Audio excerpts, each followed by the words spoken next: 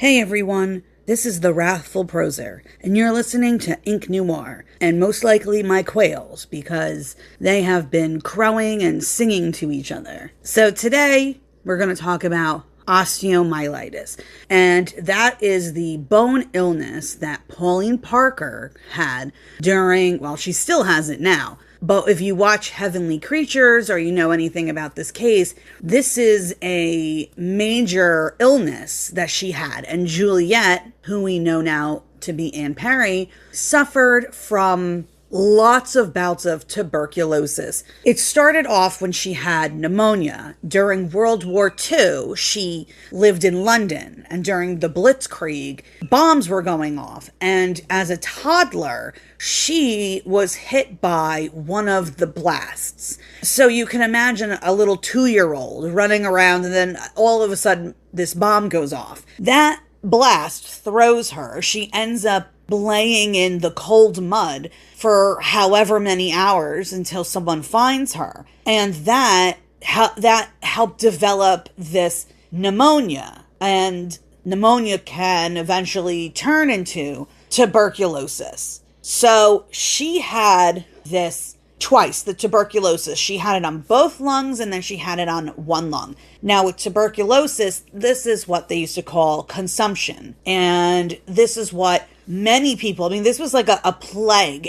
People died from it. People still die from it today. We still have a tuberculosis day on purpose because it's still a disease, still an illness that affects and kills many people. In fact, when I taught preschool, I would always have to be tested for TB because it's so bad if you obviously have it and then you are around children or the elderly, that their immune systems are compromised. Now, there are horrible symptoms, or not symptoms, side effects. And one is that shows in the movie Heavenly Creatures is coughing up blood. And this is coughing up your lung tissues and mucus.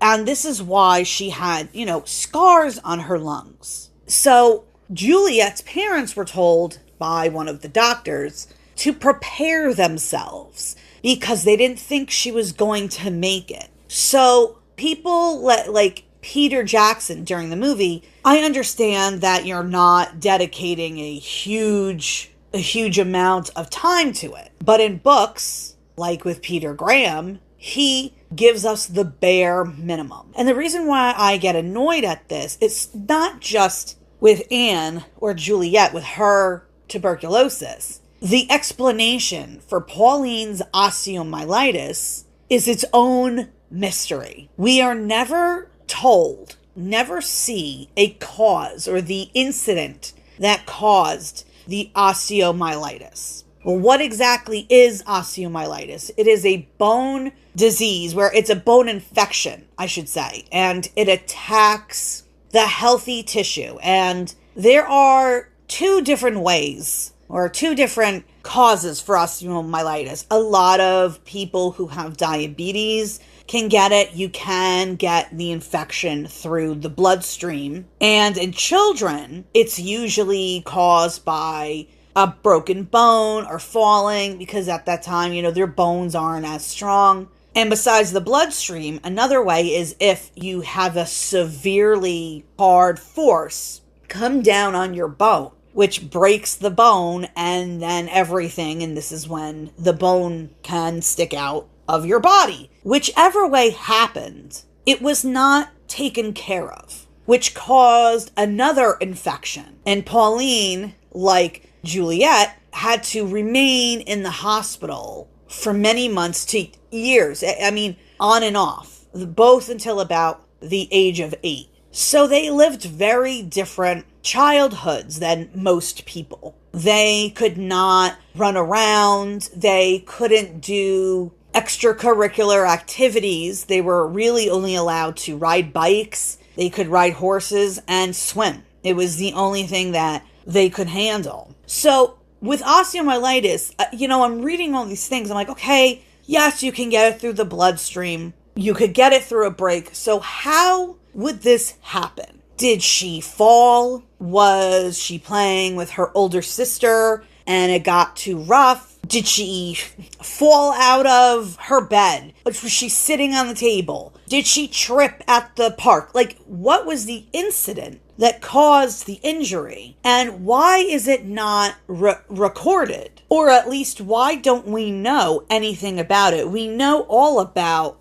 how Juliet got her tuberculosis and pneumonia. We know she was hit by a bomb in the Blitzkrieg. We know that she got it from laying in the ground. So what happened to Pauline? And why was she not told? She never talks about it. And there's no record of her father, Herbert, or her mother and the murder victim, Honora. Nothing about it. Her sister, Wendy, never talks about it. And Juliet and Anne, she never talked about it. So what was the cause for this injury? And one of my theories is because there are ways to get it, like if you're getting an injection and it goes down too deep or something of that nature, but there's still no history of something like that. And from what I have read regarding Pauline's relationship with Honora, I can only surmise, in my opinion, that it may have been caused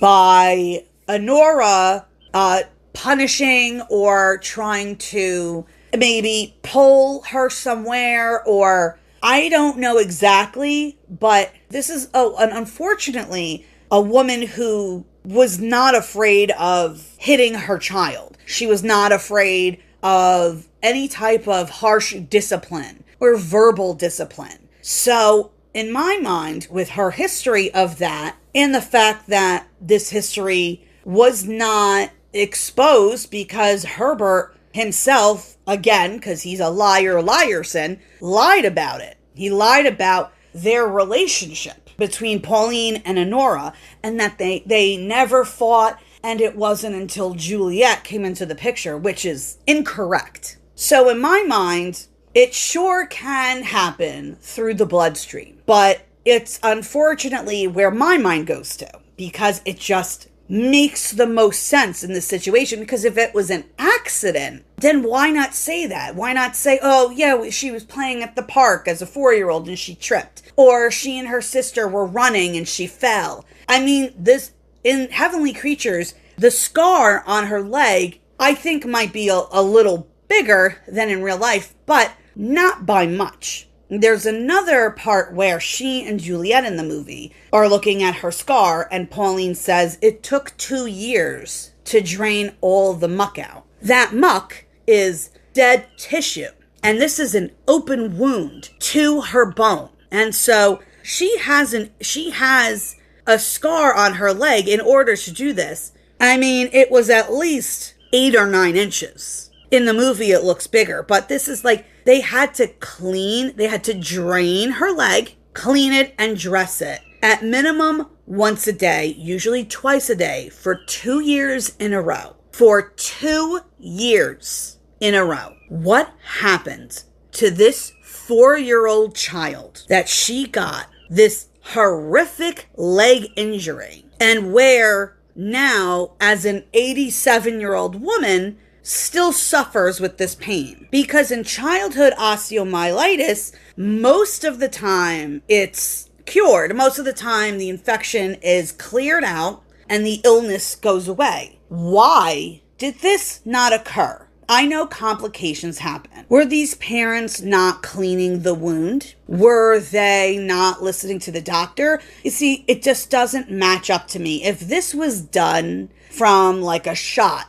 or something, then it would be a smaller area. This is a large area. She almost died twice. The first time, then I guess she went home, and then it never went away and she got sick. Like, we don't have any information. Pauline doesn't have any memory from before that. So, I mean, yes, she's 4, but did not have any recollection. And between 4 and 8, what I'm saying is from 8 until baby, there's no memory. She doesn't have any memory. So I don't think she's hiding it. I just think it's been blocked out from trauma. And I think that there's a lot of skeletons in her mother's closet. Because again, this mother also helped Herbert, Pauline's father, to escape his marriage, because they're not legally married, and his 2 younger sons. Because his wife, still wife at this time,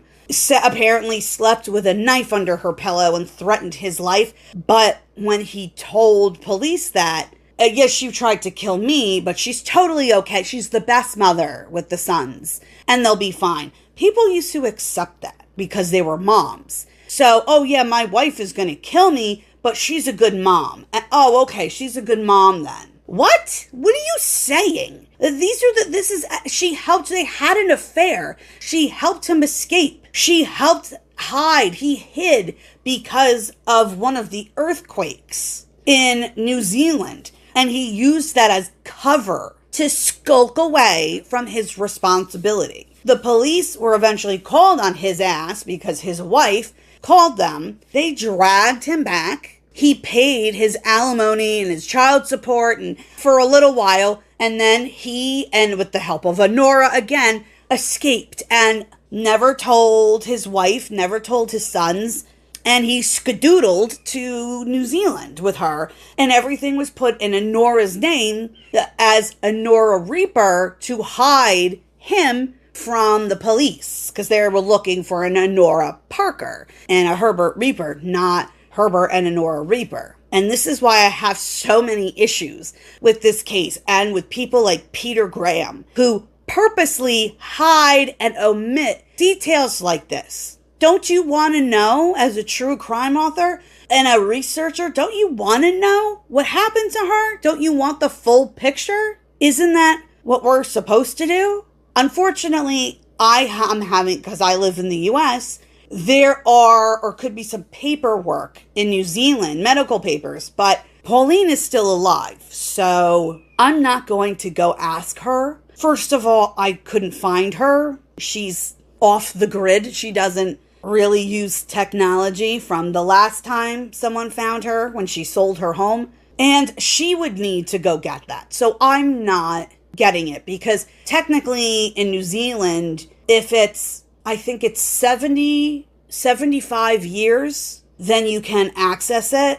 So it's been that long, but since she had this medical injury, however, she's still alive. And you know what? Number one, I'm not going to go try and find her and look for her. And number two, I can read between the lines. You have a violent mother. And you know what? Honora may have had some mental health issues. Maybe she had postpartum. And that God knows that nobody knew how to deal with it back then. And that could totally be possible. But what explains the behavior when Pauline is 16, when she's a teenager? Her younger sister is 11 years younger. So there is a chance that, yes, some of that postpartum could have affected her. But we're talking about a pattern of behavior that she's had. She's in charge. All the money goes to her in the household. Her husband and her oldest, they work, they come home, they give her their checks. And she expected Pauline to do the same. And every turn Pauline wanted to do something, it was, if you do this and you behave, then yes, you can get this. So Pauline would do what she's told and behave. And most of the time, Honora would go, no, I changed my mind. So with that information and her hitting Pauline and calling her terrible names, like a horrid little child and a tart, and then the mystery around Pauline's injury and the escaping a marriage helper that she was, all that to me screams sus. And I want to know how this child got an injury so bad that it broke the bone and went through the skin and got infected multiple times and almost killed her twice. And why do critics like Peter Graham brush over all those facts? They do it, and he does it because he doesn't want you to feel any kind of sympathy to these girls. He doesn't want to admit that there is evidence and proof that Pauline and Juliet, which we know because everybody knows how shitty her parents were. Everyone talked about it. It was in newspapers back then. But Pauline, everyone felt sorry for her parents. Of course, it was a horrific murder. And it should never have happened because Herbert, the asshole, ignored this abuse and he allowed it to continue. So this poor child had to deal with this for years. But why don't we hear about it? Because they're manipulating people to say, oh, well, they killed because they're crazy killers. Maybe they did it because this was a girl who was at her physical and emotional wit's end. And a friend wanted to help her. And unfortunately, it came down to helping her commit a horrible murder that perhaps Pauline saw as something to be free from, especially if she's being terribly treated.